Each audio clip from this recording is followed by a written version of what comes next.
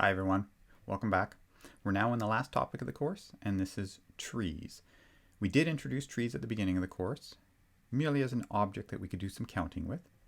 But now, in the context of graph theory, we're going to come back to the question of trees and actually look at some properties that trees have. So we're going to start with a definition. If G is a multigraph, then what does it mean to be a tree? Well, it means that it's connected and does not contain a cycle. So we often refer to this as being acyclic. So a tree is a connected acyclic graph. If we relax the condition of being connected and just say I'm interested in a graph that contains no cycles, then that's a forest.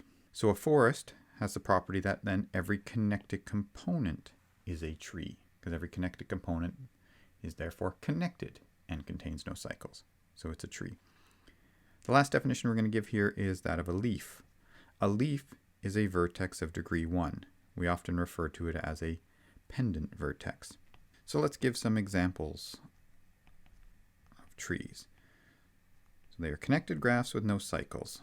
So as long as I don't introduce a cycle and I connect all vertices to every other vertex by a path, then that's a tree. So there's another tree.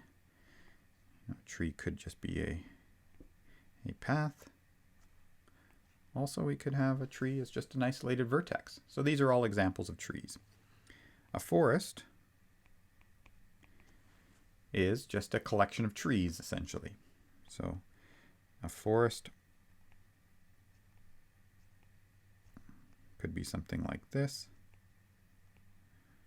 So there's a graph with two connected components. Each one of them is a tree, so that's a forest. Could have a forest that looks like this. Or a forest could just consist of a bunch of isolated vertices. Or we could just have a tree. A tree is a forest. A tree is a forest with one component.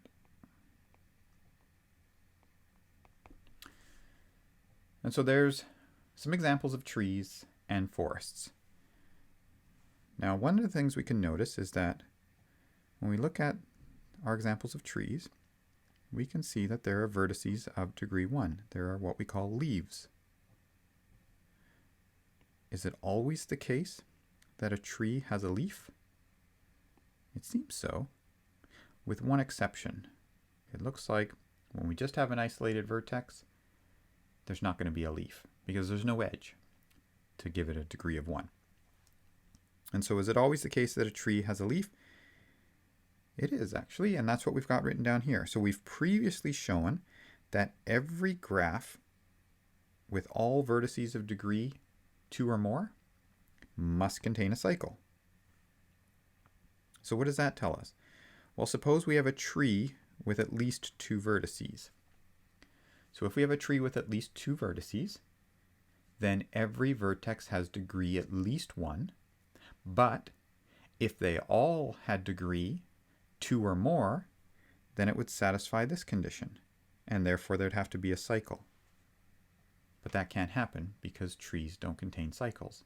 So what we have is that for a tree with at least 2 vertices, there must be a leaf. There must be a leaf in it. In fact, what we'll show later on is that every tree has at least 2 leaves.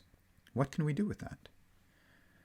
Well, we got this lemma that says if T is a tree and V is a leaf, then you can remove the leaf from the tree and you still get a tree. This is often referred to as pruning the tree. You can remove a leaf and the result is still a tree.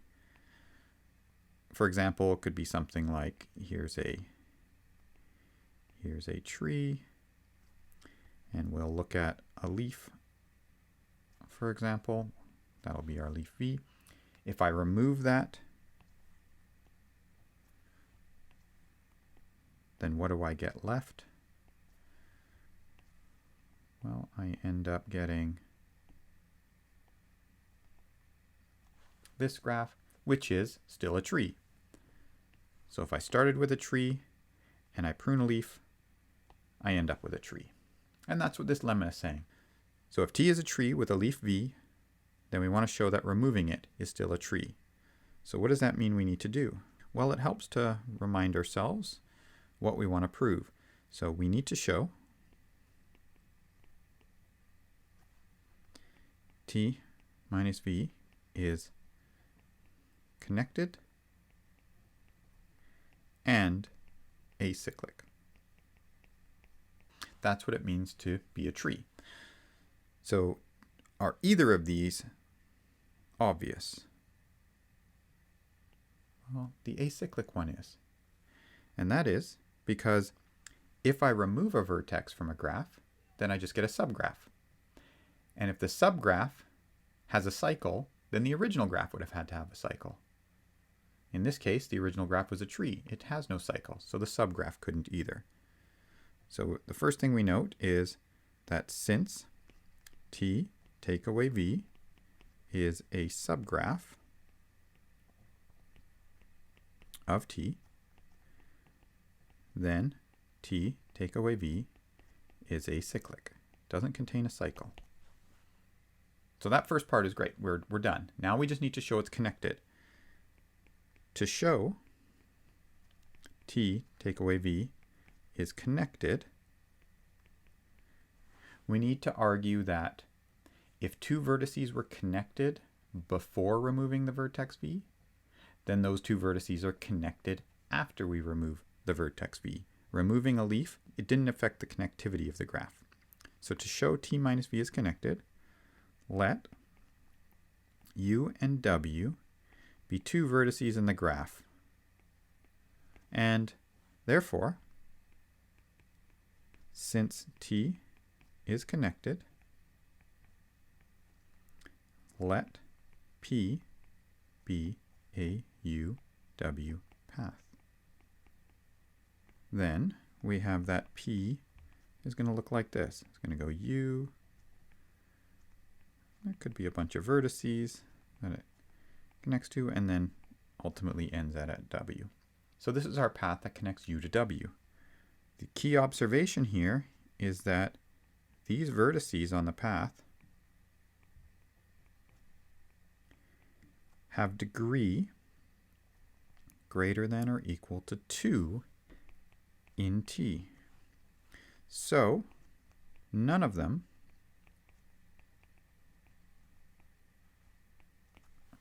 are the vertex V. So V isn't on this path because V is a leaf. V has degree 1. And all these vertices on the path have degree at least 2, except for the endpoints, U and W, but we're already assuming neither one of those is V. So what that means is, therefore, P is a path in T take away V. And so for any two vertices, U and W, there is a path in T take away V that connects them. Therefore, or maybe I'll say so here, so T take away V is connected. And we are done because we've got T take away V is acyclic and T take away V is connected. And so therefore T take away V is a tree. So that's the end of our proof. Now this is an important result because what it allows us to do, it allows us to prove results on trees using induction. Because the way we would use induction is we would just remove a leaf and then as the inductive step use the result on that smaller graph. So pruning the tree gets us to a smaller graph which we can use an induction hypothesis on and therefore our inductive process. So that's one of the reasons why this is an extremely important observation. Pruning a tree results in a tree because we can use it to do inductive proofs. So let's have a look at another result. This one's about uniqueness of paths. So if T is a tree and U and V are vertices, which are distinct from each other, then there is a unique path in T with ends U and V. So there's a unique path from U to V. Why is that? Well, we already know there's a path from u to v because t is connected. So maybe we'll make that note first. Since t is connected, there is a uv path.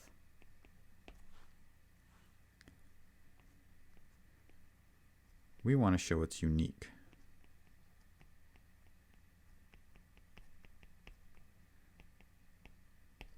So how do we show it's unique? So what we're going to do is, since t is connected, there's a uv path. Let's say the path is called p. And now let's assume there's another one. Assume there is another path. So another uv path. Say q. Such that p does not equal q. Then there must be an edge on one path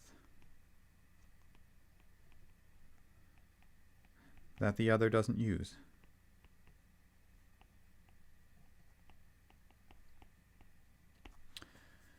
Because they're different paths, one has to use an edge that the other one doesn't use. So what we have is a situation that looks like this. We've got u, and then we go to v along this path p, but then the path q, it could start the same, it could overlap, but it's just sort of being general here. It could overlap with it for some edges, and that's sort of why I'm drawing on top of each other. But the point is there has to be an edge that's different. So we'll just assume that it's over here. There's got to be an edge, E, connecting two vertices that lives on one of the paths, but not the other. And you can probably already start to see where this is going. Now it looks like there's a cycle. And that's going to be impossible to have because this is inside a tree. We can't have a cycle. And so that's what we've got to articulate is, why is there going to be a cycle? Well, we've got that there is a AB walk in T take away E. Why is that? Well, if I look at going from A to B, if I remove the edge E, is there another way to go from A to B? There certainly is. I just go back along Q to vertex U, and then forward along P to vertex V, and then back along Q to vertex B. And that gives me a walk. So there is a walk in there, and basically it is follow Q from A to U, then P from U to V, then Q from V to B. So we have a walk from A to B in T take away E. So what does this mean? Well, hence, T take away E is connected. Why is that? Well, the only thing I've destroyed if I remove edge E is I've destroyed the direct connection from A to B. But we've just argued there's an alternate way to connect A to B. So removing edge E is not going to disconnect the graph. Any path that required edge E, well, there's an alternate way to go from A to B. So it's not going to break connectivity. So T take away E is connected. And so we have a result from before. Actually, it was on assignment number 6, the last question, that said if you remove an edge and the graph stays connected, then that edge had to be part of a cycle. So E is part of a cycle in T. And that's a contradiction. Why is that a contradiction? Because T is a tree. It has no cycles. So where did we go wrong? How did we get a contradiction? Well, we assumed there is another UV path. Under that assumption, we get a contradiction, and therefore there couldn't have been another UV path. So therefore,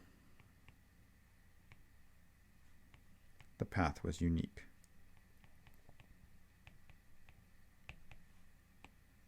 And there we go. So this is a nice property about trees. For any two vertices, not only is there a path connecting them because it's connected, there is a unique path that connects those two vertices. In fact, this turns out to be one of the defining properties of a tree. As we will see, if we have a graph that there's a unique path connecting any two vertices, then it turns out that it's a tree. And that's something we will prove in the next lecture. Now we'll get to the main properties of trees. So there's two main properties here.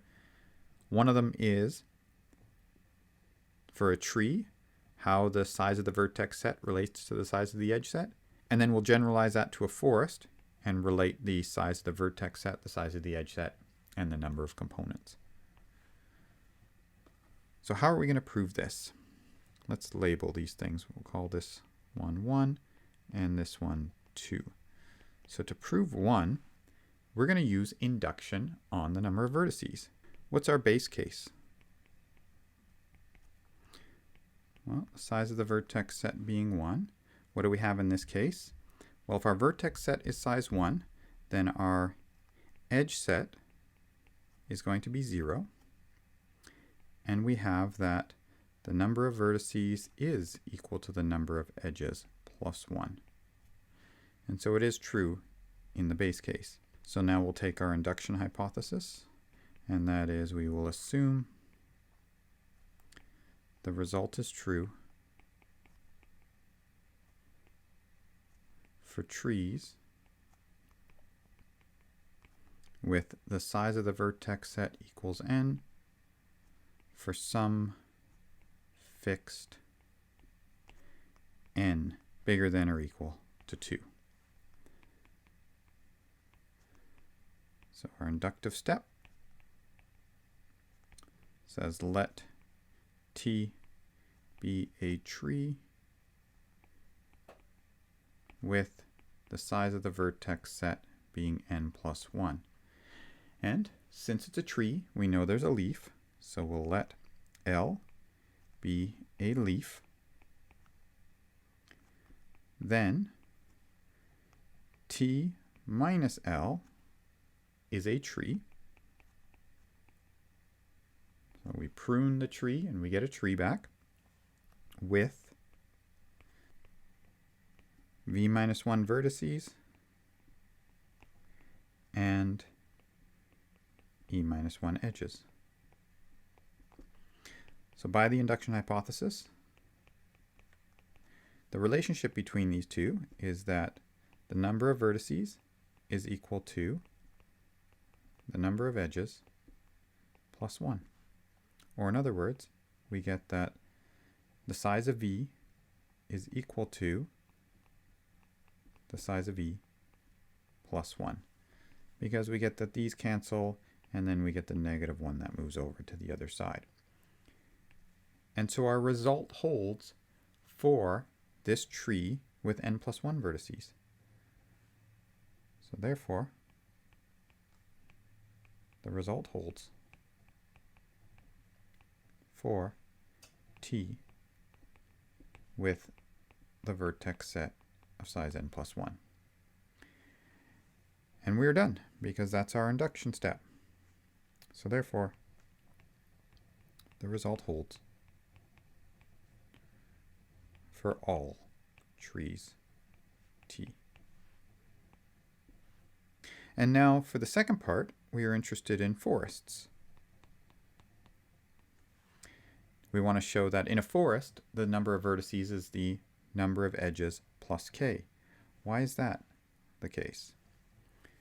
Well, let T1 up to Tk be the trees in the forest. Then, by the previous part, we have just found out that the number of vertices is equal to the number of edges plus 1 for each tree, Ti. And so now we can sum over all of these, summing up over all of them. So summing up all the vertices in tree 1 plus tree 2 plus and all that, we end up getting just the total vertex set size. Summing over all the edges in each of the trees, all the edges in each of the components, gives us the total number of edges.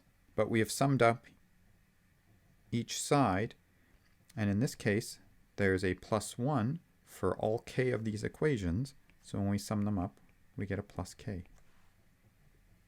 And so I'll maybe be a little bit more specific here. Summing over I from 1 to k, in other words, summing over all of the trees, we get this result. And so we're done. So the very nice relationship that we can exploit now between the vertex set size and the edge set size for trees and forests. So again, just a reminder, what this is saying is that in a tree, the size of the vertex set is one more than the size of the edge set. So there's always one more vertice than there are edges. And this is something that we already knew for example, for paths, but now we see that it's a result that's true for any tree. So let's actually look at this relationship and see what more we can say about it. So suppose we have a graph G that satisfies this vertex edge relationship. I'm not claiming it's a tree now. I'm just saying I've got a graph. The size of the vertex set is one more than the size of the edge set. What can we say about that? It turns out that we can say that G must have a vertex of degree 0, or it has at least 2 of degree 1. So in the case of a tree with 2 or more vertices, we know there'd be no vertices of degree 0. And therefore this tells us there has to be at least 2 of degree 1. In other words, there has to be 2 leaves. So this is our lemma that's going to allow us to conclude a tree has at least 2 leaves. So let's see why this is the case. So let G be a graph with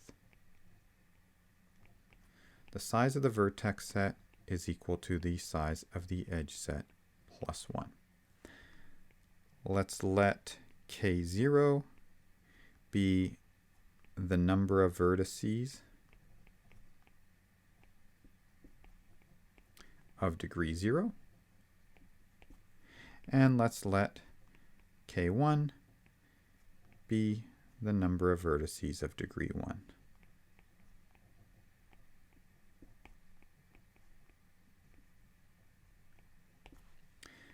By the degree sum formula,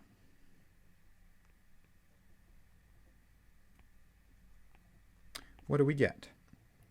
Well, the degree sum formula says twice the number of edges is equal to the sum over the degrees. Twice the number of edges. Well, the number of edges is the size of the vertex set minus 1 in this case. I'm using this property here. How about the other side? Well, for the other side, the sum of the degrees, how many have degree 0? Well, there'll be K0 of them. So there's K0 times 0. How many have degree 1? Well, there's K1 of them. So K1 of them each have a degree value of 1. And then what's left?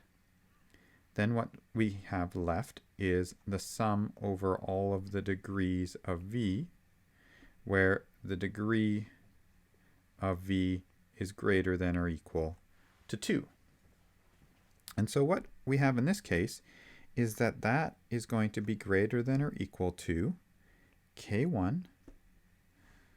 Notice this is just 0 now. So that's K1 plus each of these is bigger than or equal to 2. How many are there? Well, the number there are is I remove all of the ones of degree 0. There are K naught of those. There are k1 of them of degree 1. So what's left is the size of the vertex set minus k0 minus k1. And that's how many there are that have degree 2 or more. So that's why it's greater than or equal to 2 times that value. And so I get 2v minus 2 is greater than or equal to this. Or in other words, negative 2 is greater than or equal to k1 minus 2k0 minus 2k1. Just do a little bit of arranging here. We get 2k0, and then I can bring over a k1, and I move to the other side the 2. And so we have this expression, and this is what k0 and k1 have to satisfy. And so therefore, what do we have? Well, I need the sum of these two numbers to be bigger than or equal to 2. So either k0 can be at least 1, or if k0 was 0, then I need k1 to be at least 2. So therefore, k0 is at least 1, or k1 is at least 2. And if we think back about what those numbers were, k0 was the vertices of degree 0. So this says there's at least one vertex of degree 0, or we have at least 2 of degree 1. So again, just coming back to the statement of the lemma, what's this really saying? So it says we've got a graph. The size of the vertex set is the size of the edge set plus 1. This is really saying there's not that many edges. And because there's not that many edges, then there has to be a vertex of degree 0, or at least 2 have degree 1. What are some examples of those? Well, we could have a vertex of degree 0, could look something like this. We've got a triangle and then an isolated vertex. So there we have that the number of vertices is precisely the number of edges plus 1, and there is a vertex of degree 0. Or we have at least 2 of degree 1. And that could be, an example like that. There, the number of vertices is 2, the number of edges is 1, so the number of vertices is equal to the number of edges plus 1, and there are 2 vertices of degree 1. Those are a couple of basic examples of the two situations we could be in. And I've already mentioned a couple of times now that this lemma implies that a tree has at least 2 leaves, but that's definitely worth stating. And so that's our lemma 7.1.5. Every tree with at least 2 vertices has at least 2 leaves. Let's do the proof of that. So it's going to follow from the previous lemma, but just make sure we satisfy the hypothesis of that lemma. So we have that T is a tree with at least 2 vertices. That means that T is connected with degree of V bigger than or equal to 1 for all vertices. And it has at least 2 vertices, so every vertex has an edge that's connecting to it, and therefore the degree of every vertex is at least 1. So that's the first thing to observe. The other thing is, we know that the size of the vertex set is equal to 1 more than the size of the edge set. And therefore, by the previous lemma, we know that there must be at least 1 vertex of degree 0. But there's not, because we've already said that every vertex has degree at least 1. So there can't be 1 vertex of degree 0. So this means that there are 2 vertices at least. So there are at least 2 vertices of degree 1. And so we'll just write the actual conclusion we want is that there are at least 2 leaves. And so we've got now that every tree has to have at least 2 leaves.